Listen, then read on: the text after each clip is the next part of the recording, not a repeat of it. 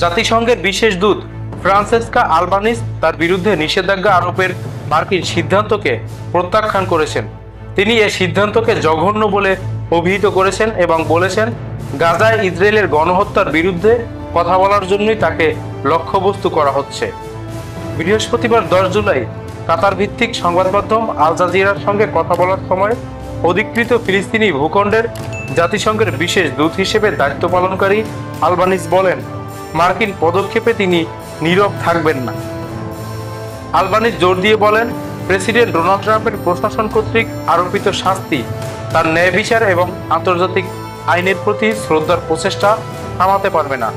তিনি বলেন, ওয়াশিংটনের কৌশল তাকে মাফিয়াদের ভয় দেখানোর কৌশল মনে করিয়ে দেয়।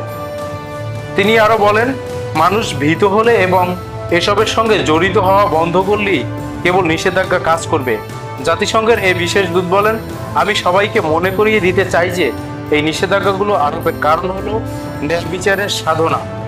অবশ্যই আমি ইসরায়েলের সমালোচনা করছি, তারা গণহত্যা, মানবতা বিরোধী অপরাধ এবং যুদ্ধ অপরাধ করছে।